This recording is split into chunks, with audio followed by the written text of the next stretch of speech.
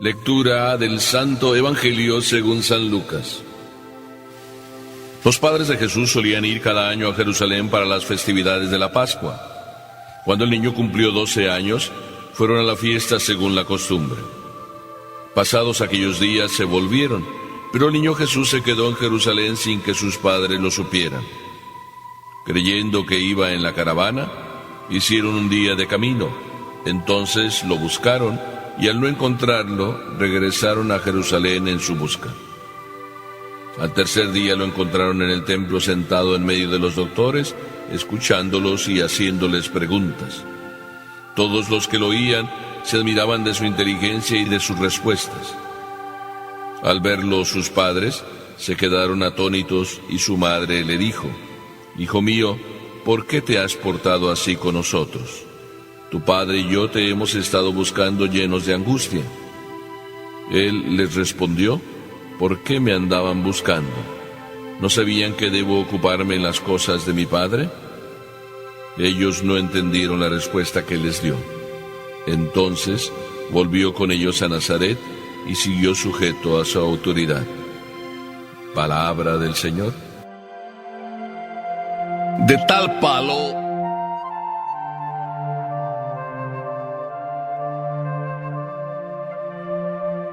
muy seguido, pero también he escuchado esa otra frase: detrás de un gran hombre siempre hay un grande papá o una grande mamá. Es el caso, por ejemplo, de San Juan Bosco. San Juan Bosco, un hombre maravilloso, un santo de esos para andar por casa, un santo de los nuestros, un santo actual, un santo que se dedicó a entregarse a los adolescentes, a rescatarlos, dedicado y entregado a buscar amigos y a rescatarlos. Pues alguien dijo: ¡qué gran hombre! Y otro respondió: detrás de este gran hombre hay una grande mujer. Esa era Mamá Margarita. Detrás de un hombre también hay un grande papá. Ese es el caso de Jesús.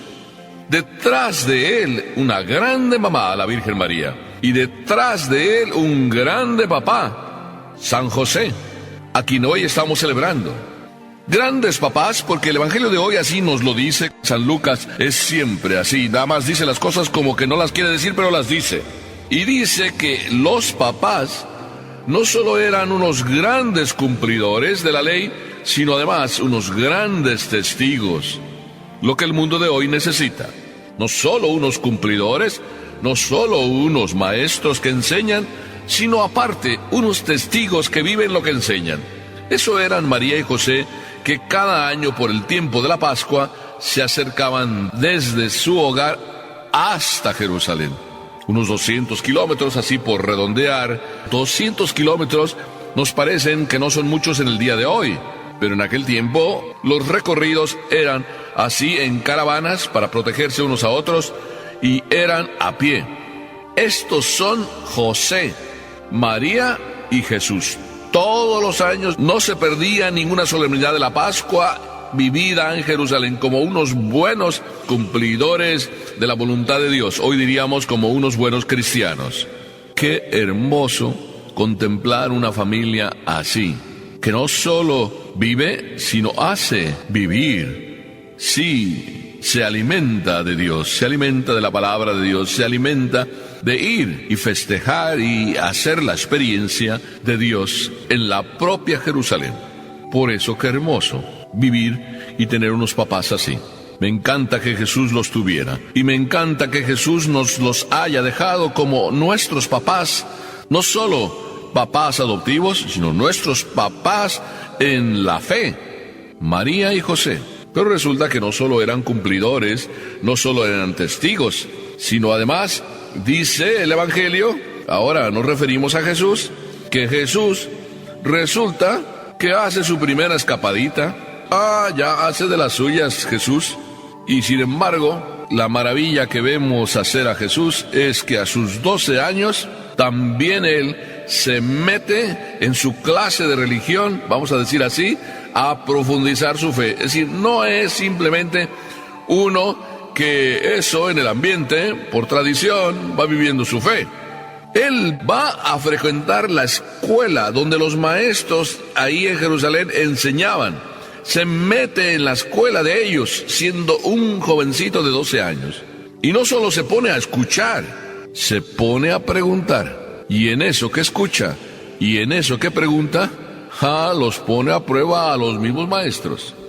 ¿Cuántas veces los discípulos, y eso aprendamos nosotros también, son mejores que sus maestros? ¿Cuántas veces los discípulos ponen al maestro en jaque? Le sacan los colores, como los hijos sacan los colores a los papás. Este discípulo no era como los demás. Era Jesús. No era simplemente el hijo de José o el hijo de María. Era un superdiscípulo, el Hijo de Dios.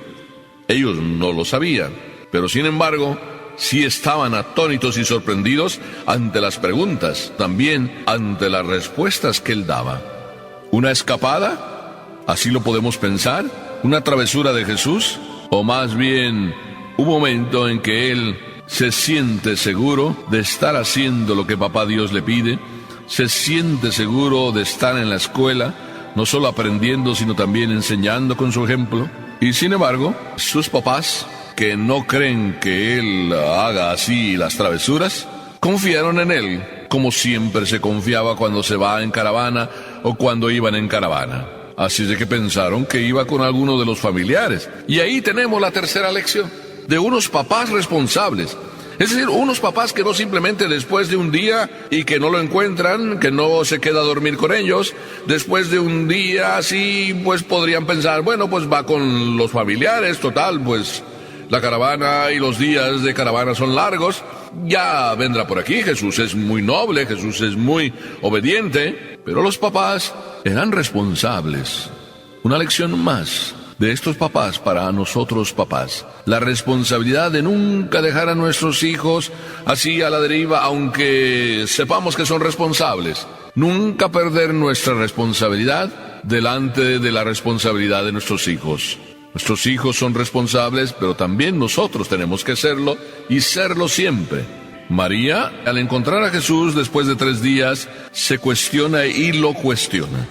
Nos hubieras avisado, hijo, que ya van 3 días y no te encontrábamos.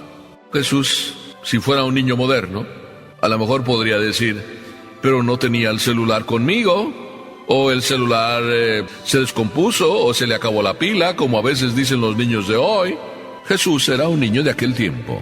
No tenía celular. Simplemente estaba en la escuela, aprendiendo y poniendo en jaque a sus propios maestros. Estaba haciendo lo que le tocaba hacer, obedecer. Si los papás lo llevaban a Jerusalén para vivir, y no solo vivir, sino experimentar y hacer la experiencia de Dios, él estaba en los caminos de su Padre, no solo aprendiendo, sino enseñando también la experiencia que él tenía de su Padre, la experiencia de Dios.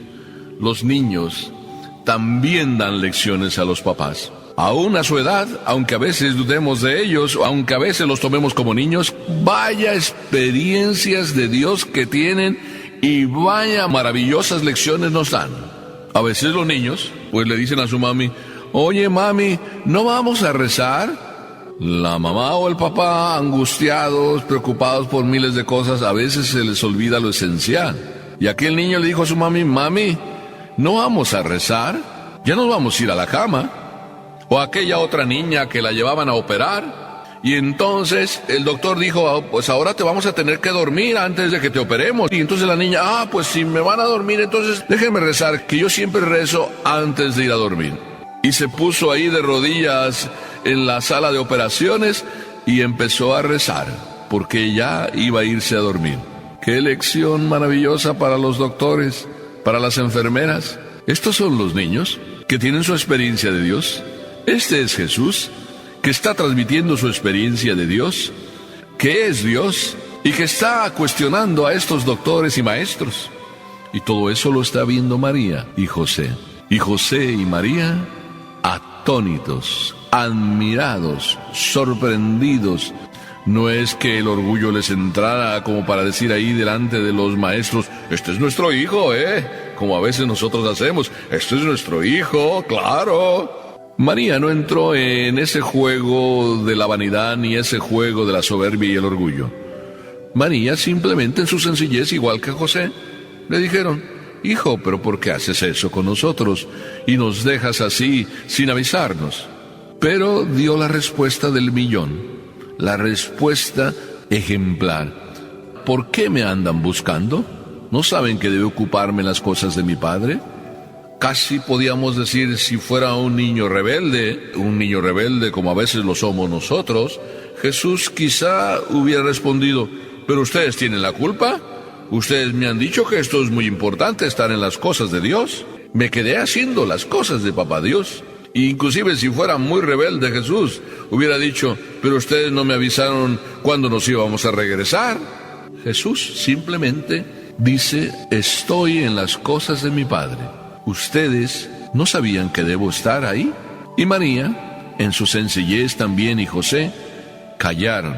Y ese silencio de María, silencio meditativo, qué ejemplo de mamá. Ese silencio de José también, qué ejemplo de papá, llevó a Jesús a lo que tenía que hacer y a lo que siempre hizo Jesús: obedecer.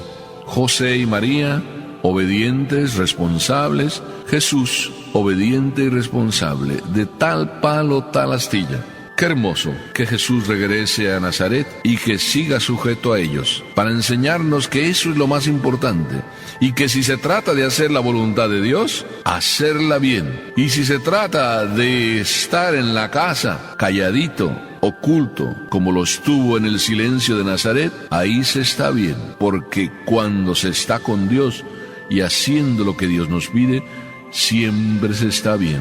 Y ahí Nazaret volvió, y como dice el Evangelio, estaba sujeto. Pero ahí en Nazaret no solo había un ejemplo de obediencia, sino había un ejemplo de verdadera experiencia de Dios. Lección para nosotros: nada de rebeldía, al contrario. En el amor lo mejor es obedecer. En el amor a Dios lo mejor es ser humilde. En el amor a Dios de un José, papá maravilloso, y de una María, mamá maravillosa, en ese camino de obediencia nace un Jesús también lleno de obediencia. Que los que así vivamos en Dios siempre nos enriquezca el obedecer y nos parezcamos más a Jesús, a María y a José.